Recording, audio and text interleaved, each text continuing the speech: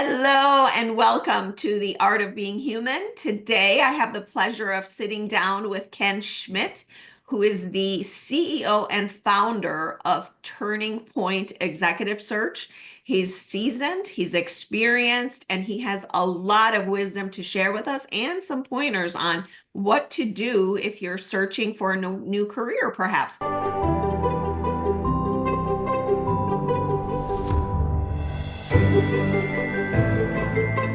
Welcome, Ken. It's so nice to be with you. Thank you, Kathy. I appreciate you giving me the invitation to join you today. I'm looking forward to our conversation. Me too. I can't wait to dig in. I'd like to first start by you telling us a little bit about your journey and how you got to where we are today. Sure, yeah, I'll give you kind of for those fans out there, those listeners that are my age, I'll say the Reader's Digest version, right? But yeah, so I've been in the recruiting executive search industry now for going on 28 years. This year will mark my 28th anniversary, and I actually got into the industry way back in early 1997 and 98. By answering an ad in the paper back when there actually were ads in papers, not so much anymore these days, but that's how it all started. And I had spent a number of years prior to that enterprise rent-a-car. And what I like about recruiting, I'm a lifelong learner and I get to talk to great people like you and learn from different leaders and executives and founders and CEOs and board members. But I liken it also recruiting to kind of putting a puzzle together. And that's, I think, what's kept me in this industry for so long. But you have companies and cultures and skill sets. You have people who have certain personalities and areas of expertise as well, different functions and different aspirations. And some people thrive in a chaotic environment and they're a turnaround expert. Other folks are much, much more effective if it's more kind of status quo and a maintenance type of a role. And so putting that puzzle together, which is kind of what we do, kind of like the professional matchmaking, if you will, that really is very fulfilling and engaging and very exciting as well. So I've just loved every minute of the last 28 years. That's fantastic. I love how you put it that and it kind of matches the image behind you, kind of putting Yeah. a puzzle together. And it's so true. What do you think is the number one thing people need to pay attention to if they're switching companies, switching careers? There's a lot of people who are at that point right now. I feel like there's a lot of people who are shifting, from either they're changing their careers altogether, or they're wanting to go to apply for a different position within the same company or a different company. What is your Sure. advice to people who are in that position right now? Yeah, it's interesting. So in the recruiting business, we always describe it as being a two-sided business. In other words, I'm no good to my clients. My clients are companies that are engaging me to fill a position. I'm no good to a company if I don't have great candidates, great talent. And the opposite is also true. There's no reason for candidates to come to me if I don't have great jobs to talk to them about. So I have to constantly balance the activity, the energy, the commitment, but also the advice and guidance that I provide to both sides. So my answer to your question actually does apply to both companies looking to hire and individuals looking to get hired as well. And really at the level that we operate, so the searches that we do are all leadership positions. It could be, manager sometimes, usually it's director, VP, or C-suite titles. And those folks tend to be a little bit more seasoned. We don't say old in my business, we say seasoned. And I'm Yeah. seasoned now as well, being in my mid 50s. But so folks that are more seasoned, they have been through those situations where they just either were chasing a paycheck, which we all do early on in our career, especially, or they were so focused on just the aura or the excitement of being at a big name brand company that they didn't spend the time necessary to really understand whether or not it's the right fit. And same goes for companies hiring as well. One of the things I talk about a lot is that, when you are looking for a job or when you are a company looking to hire, you're not looking for a friend, right? Hopefully you'll be able to work alongside of friends or people that will become your friends. But at the end of the day, you're looking for somebody and you're looking for a job that's going to allow you to really kind of leverage your expertise, allow you Mhm. to really be fulfilled in terms of the job that you're doing, to actually make an impact on the company that you're working for. And likewise, Mhm. if you're looking to hire somebody, you need to hire somebody who's not going to be your friend to hang out with and get a beer with after work. That's great if that happens, but that should not be part of your criteria. And it sounds kind of silly and maybe very, very parochial to say that, but you would be surprised how often, the mid-sized private companies that we work with will have that as part of the criteria. And they'll say, Ken, I want to hire somebody who's got this, and this skill, but I want to make sure that they really can be, we can be colleagues. I can see myself hanging out with them or their family on the weekend. And again, that's not how you decide who to hire or what company you want to work for. It's got to be the fit both in terms of the hard skills, but also the cultural side first and foremost. And the friendships, if they come later on, that's fantastic. That's a bonus, kind of the cherry on top, as they say. But you got to really be a very objective about looking for a job and also about looking for, a new person to hire. Yeah, those are great words of wisdom. Thank you for that. So many things to think about. Yeah. Uh, and it's a very important position you hold because bridging the gap of what's needed on the corporate side and what's needed on the executives and the leaders who are looking for a position is really a kind of a critical thing, wouldn't you say? Definitely, yeah. I always use this phrase that my mom used to use, which is, do it right the first time. And so we apply that in my business by, focusing when we are engaged by a company and they hire us to fill a position, like I mentioned, it's usually a leadership position typically. One of the most important things that we do is in the first, couple of hours of working with them is sitting down and doing a virtual or in person if they're local, but a virtual usually meeting with them. And it's called our discovery kickoff call. And in that call, it's really important to us that we understand not just the hard skills. Do they have to have a degree or maybe a CPA or an MBA, what have you? Do they know this particular software or this particular ERP? But really, what is the day-to-day job going to look like? For example, we have roles that are, VPs of sales, for example. And, sales roles tend to be a very broad spectrum of skills and responsibilities. And so one of the big questions that we always ask is, give us a breakdown of how the person's going to spend their time. Is it 70% in front of, managing their team, delegating, creating, metrics and KPIs, motivating, that kind of thing, and maybe 30% in front of customers?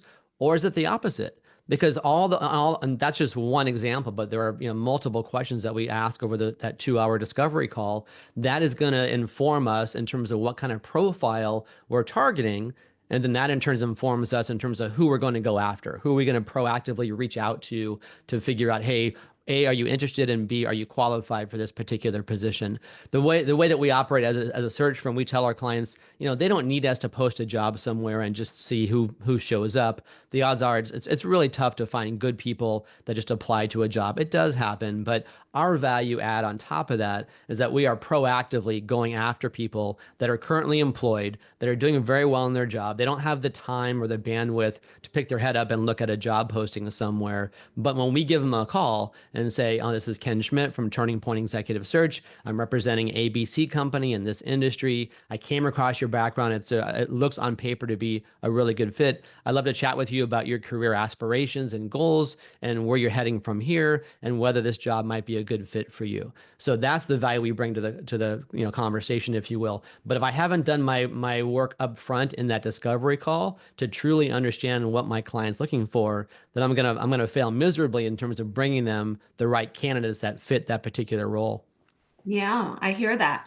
I love what you brought up right in the beginning is that that discovery kickoff call sounds like a critical point in your journey of getting people onboarded and finally placed in a position that's right for them.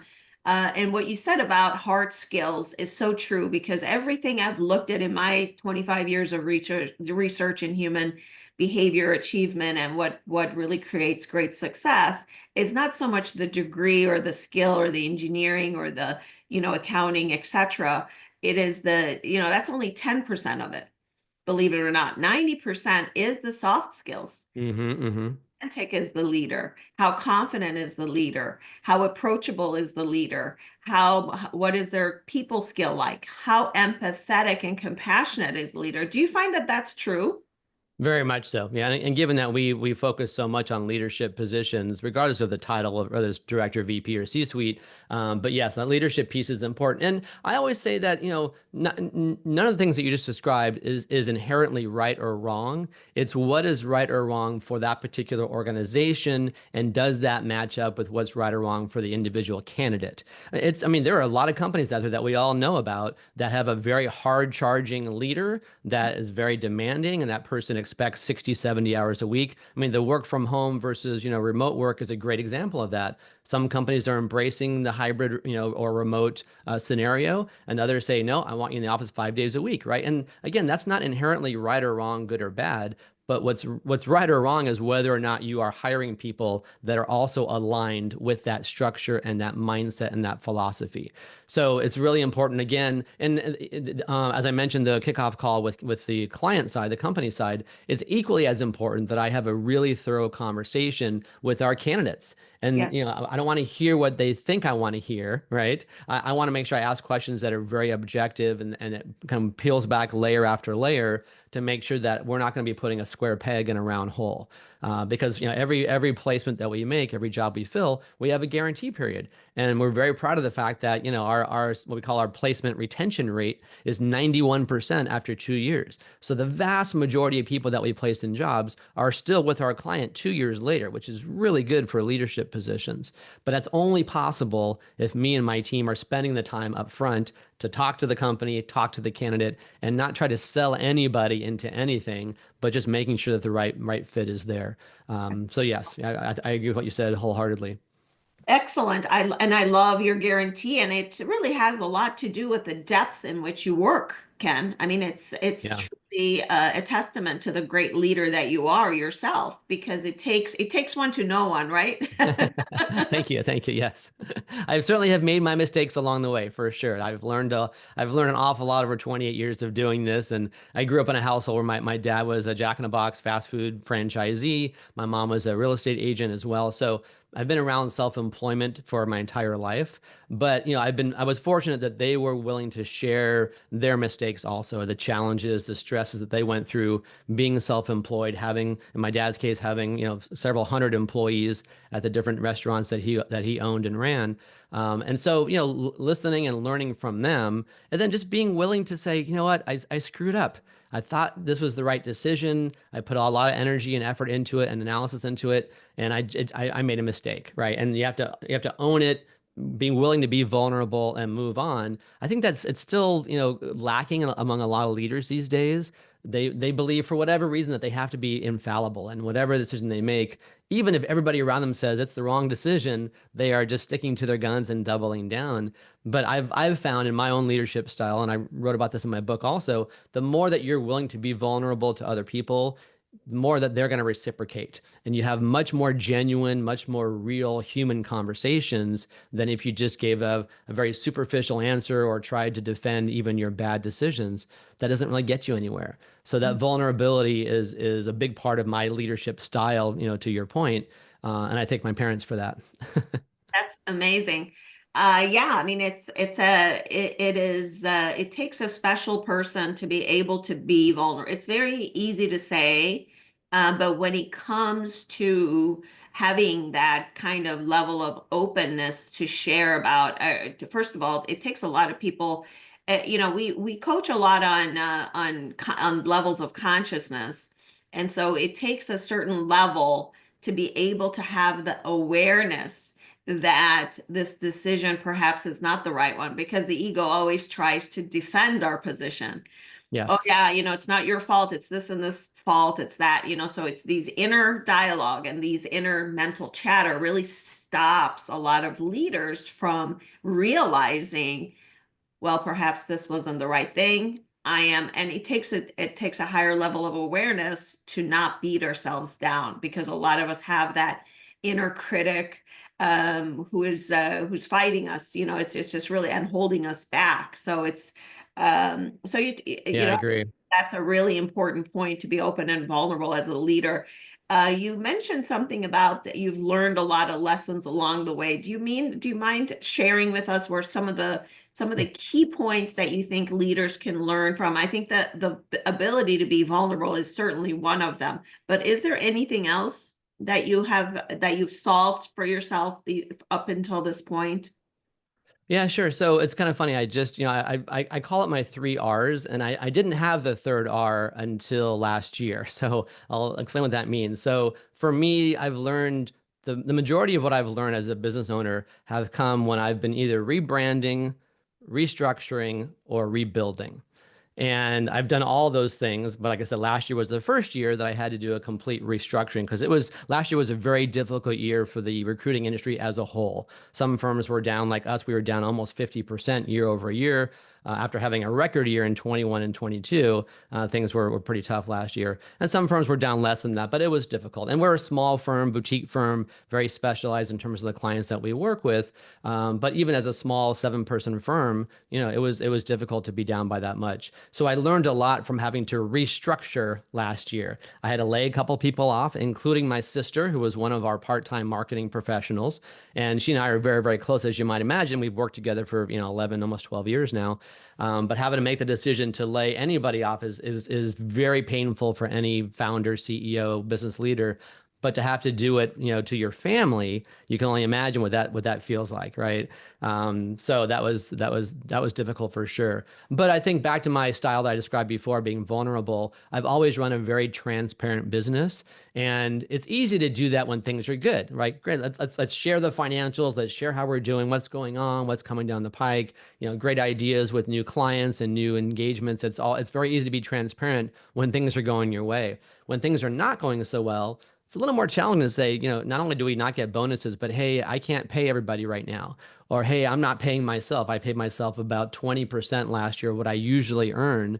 And that was just barely enough to get by for me and my family. But as an owner, you get paid last. It seems kind of, counterintuitive, but that's kind of the way that works. It's So true. yeah, You so follow learning last year was huge. Yeah, no, exactly. No, Yeah.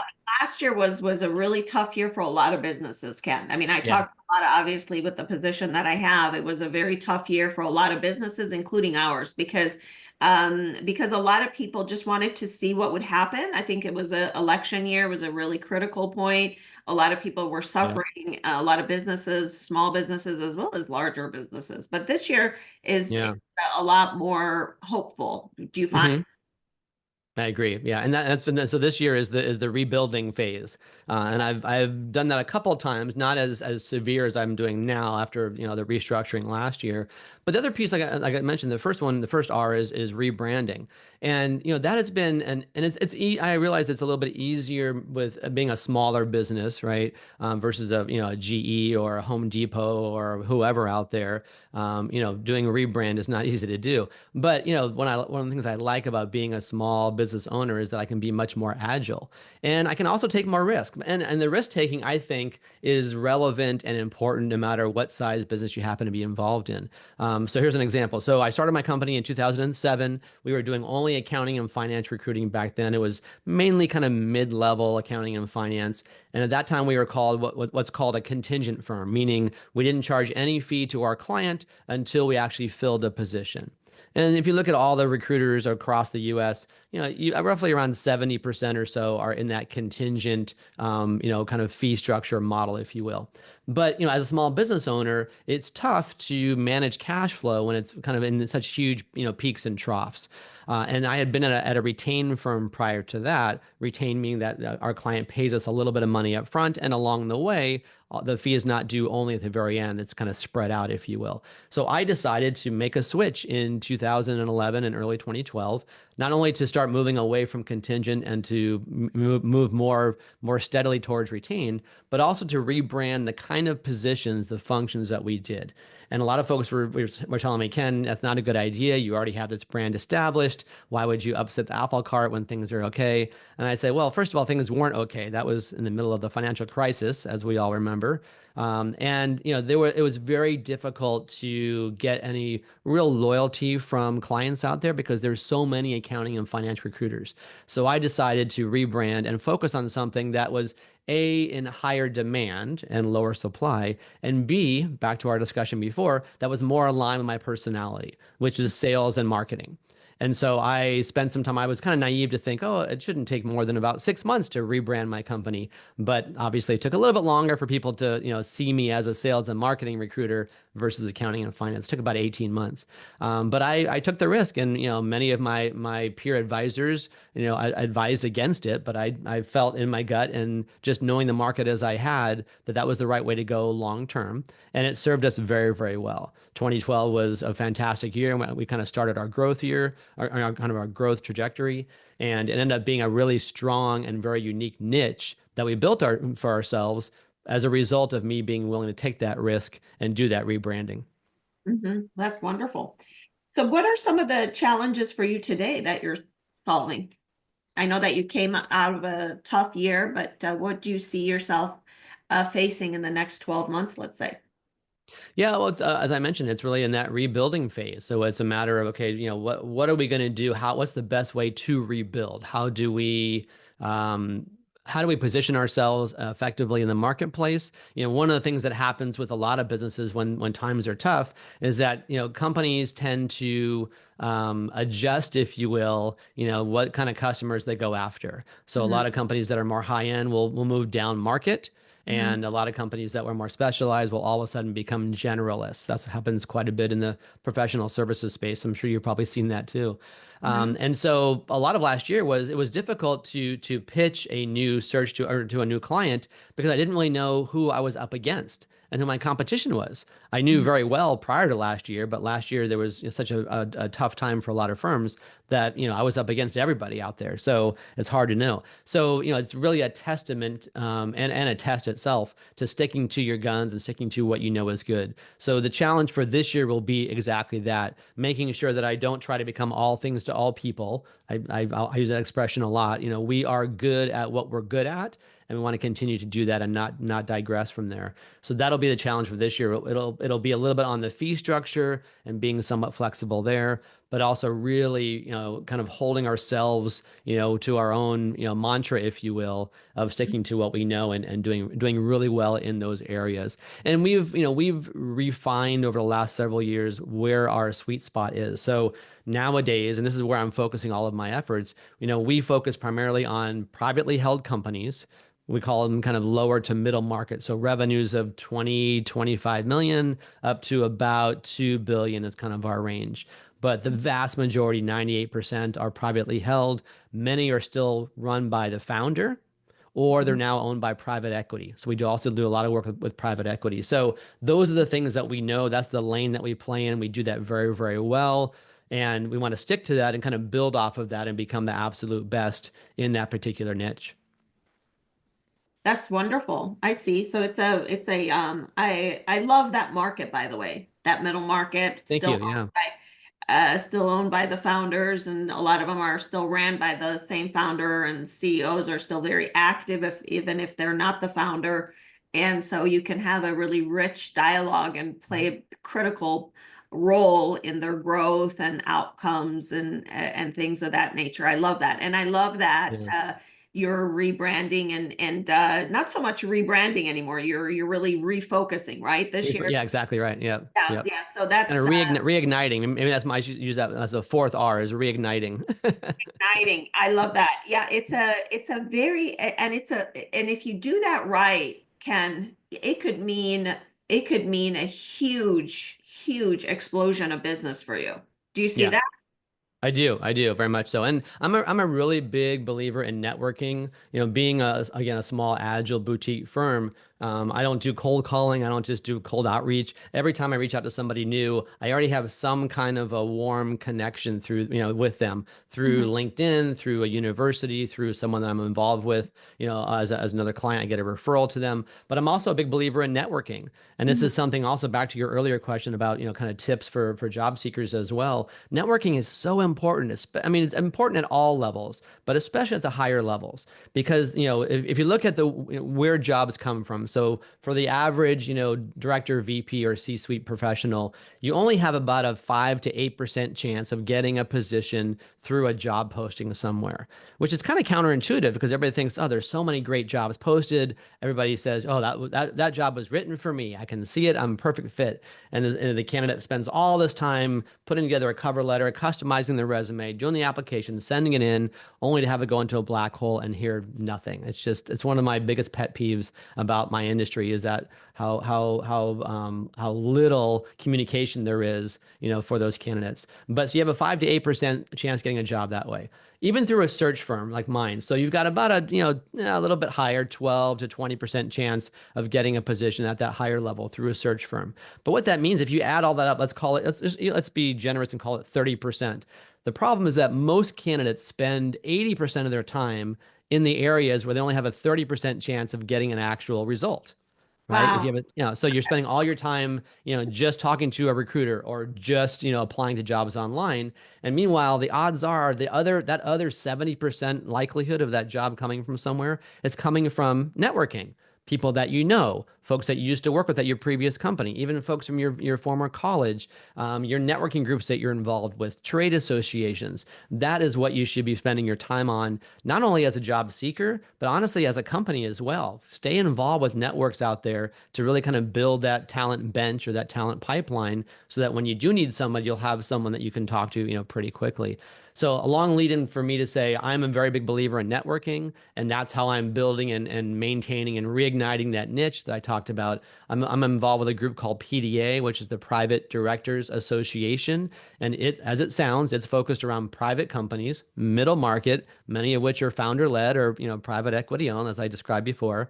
And it's all about board governance, leadership development, preparing the company for sale. Do you have the right C-suite players in place? All those things around it. So I bring that human capital lens to the table in those conversations around the PDA events that I'm involved with. So I think that's a good focus for everybody is to have some events or some groups that you're part of and really spend time collaborating and partnering with other people. That's wonderful. Now you wrote a book, you mentioned that it's called The Practical Optimist. Tell us about that book and who should buy that book and read it today. Yeah, sure. Thank you. I appreciate that. So yeah, so I it was kind of a bit of a labor of love. It was a bit of a homage and thank you to my parents also. I use that title, the practical optimist, because I always say I get the practical side from my mom and the optimistic side from my dad. And the two together have been I've been very fortunate to be raised with that kind of parents. But so the book is about there's so many books out there that are focused on and written by leaders of very large companies. And while a lot of their lessons, in leadership are very relevant, there's a lot of stuff also that's very, very different in a small business like mine or like yours or many of your listeners too. It's just a whole different dynamic that's you can't relate to if you're running Target or if you're running whatever. And so the book is focused around here's what it's like to be an entrepreneur of a small business. I have been a small business for 18 years. It's served me very, very well. But here's how I've done that effectively. And I talk a lot about the mistakes that I've made. And Mhm. so there's a chapter on networking. There's a chapter on perseverance and resilience. There's a Mhm. chapter on risk taking as well. And I'm a really big movie buff, and so I wanted to make the book a little bit more humorous and a little bit more accessible than the really highly academic, kind of dense kind of books that you read sometimes. And so I use about 10 different movies in the course of the book and use those references as examples of things that have happened to me in my life and hopefully make it a little bit more, relatable as well. That's wonderful. I Yeah, love that. I love a lot that. of That's fun. fantastic. So what do you, I mean, a lot of what you're talking about, our company, our approach, Think Virtues is we focus on authenticity. One of our signature courses and workshops and our approach to coaching in general is power of authenticity. Can you tell me, I mean, I know that from the clients that we've had, we know that I always say, we have an ROI. And then I call it an ROA, return on authenticity is always 10 times minimally I love that. more. Yeah, because it's so true. When you dial in your authenticity and really harness the power that's within, is really a game changer. What would you say that your authenticity, how do you rate your authenticity in your current success and the future success of your company? That's a good question. So I will preface this by saying that I've been married to a marriage and family therapist for almost 33 years. And so she has undoubtedly helped me to improve my authenticity. We've been, friends since we were age 16 and we got married at 22. But so that my level of authenticity, I think, is I'm very fortunate to have her in my life, obviously, because it's really helped me quite a bit. So I guess we're always such, critics of ourselves. I don't know. It's hard to say what my rating would be or how I would do it, but I guess I would say I work very hard every day to live my life and present myself in a way that is authentic and that is truthful. A great example, and I have this in my book as well, but great example is when you go to a networking event, like I talked about before, and let's say I happen to run into somebody, and I happen to know that person's industry or even their company has been struggling as of late for whatever reason. And I'll go up to them, and maybe I've known them for a while or a short amount of time, and I'll say, hey Sally, how's it going? Knowing that things are not going well, and that person responds with, oh, things are great. And you think in my head, I'm thinking things are not great. Why don't you be willing to be more authentic, right? To your question, and so I will. That's when I will pull out my own authenticity and willingness to be vulnerable and say, oh, I'm glad to hear that. I had a really rough year last year. I was down by 50%. All the things I just went through about restructuring and da da da. It was really rough. And then I kind of sit back and see if she is willing to reciprocate, right? So I think for me, I'm really bad at being someone that I'm not, which serves me well in a lot of situations, but in some situations I'm not good at playing the political game. That's probably Yeah. why I can't work for somebody else anymore because life is too short and business is hard enough when you are truthful. Don't make it more difficult by having a hidden agenda or letting your ego get in the way. And that's one of the things I've learned from my wife also with the folks that she counsels. It's not I'm making this simplistic, but there are so many ways that I think couples or individuals themselves can sabotage themselves because they dig their heels in. And the same thing is true in business, right? You don't have to win every battle. Not everything it has to go your way. There's compromise. There are things you're like, you know what? Yeah, I wanted it to go this way. It didn't. No big deal. Let's move on with my life. Let's focus on the things that I can control and kind of pick your battles, if you will. Yeah. So for Yeah. me, that's I guess the best way to answer your question is to describe or define how I try to be and where I try to be authentic. Yeah, I love that. I love that about you, Ken. Because, and I have good news for you.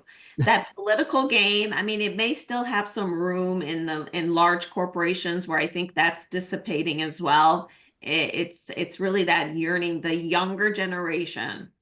I'm talking about people in their 40s and younger. Hmm.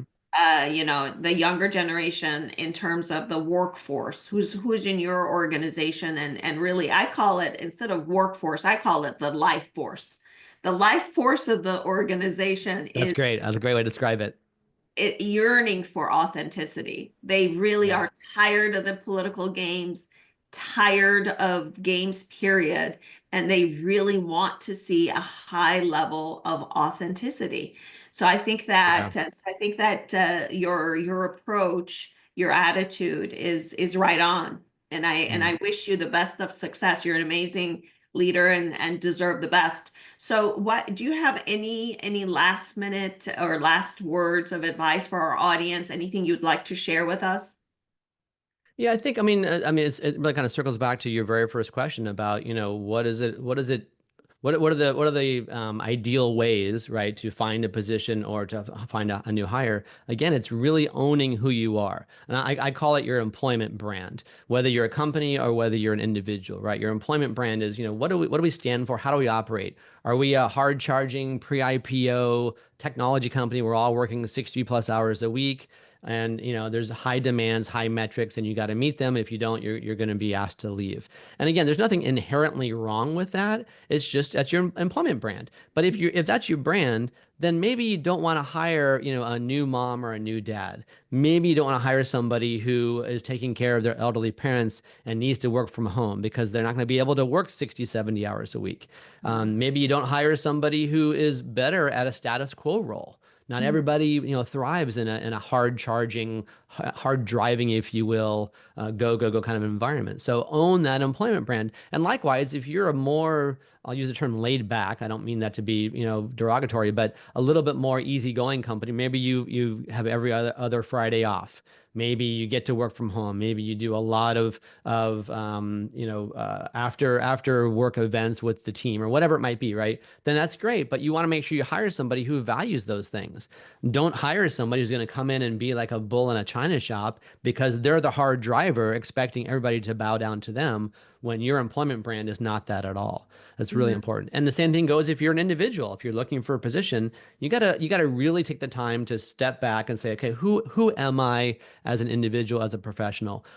Take inventory of the work that you've done. So I've mentioned I love movies, right? So one of the movies that I reference in the book is Parenthood, which is a great movie with Steve Martin back from the 80s. And there's a scene in there where he and his wife Mary Steenburgen in the movie, they just find out that they're pregnant unexpectedly, blah blah blah, and he has to leave, and they're in the middle of a conversation. He's got to leave to go help his son or coach his son in baseball. And she says, do you have to? Like, do you have to leave right now? And he says, my whole life is have to. And I just Mhm. found that line to be so poignant. And so when I was doing coaching years ago, I did a lot of coaching for individuals. I would ask them to take an inventory of the things that they do that are the have tos in their job, and what Mhm. are the get tos. What are the things that you get to do? And it's a really simple exercise. And you just do a T chart and write it on paper and just say, this is what I have to do. Everybody's got something in their job that they have to do that they don't really enjoy, they don't gravitate towards, but it's Mhm. part of the job. And on the get to side, hopefully there's more get tos than have tos. And when you're in job search mode and you're thinking about, is this company, this boss going to be the right fit for me? Same thing. Do that T chart and figure out what are the have tos and the get tos. And the same Mhm. thing if you're a leader looking to hire somebody. What are the things that my new employee is going to have to do? And what are the things they're going to get to do? And that Mhm. really simple exercise, I think, really kind of distills down what it's all about as a leader hiring or as a leader looking to get hired. That's really important to embrace that. Those are two great lists and great advice. Thank you for sharing. I Yeah. appreciate you. We're gonna have links to your book for those who are interested in purchasing it. Sounds like it really would add a lot of value, and also your contact information for people who want to get in touch with you for hiring you to get people onto their organization, or for those professionals who are looking for new leadership positions. Thank you so much for the beautiful work that you do, and I really appreciate you, Ken. Thank you, Kathy. I appreciate the invitation.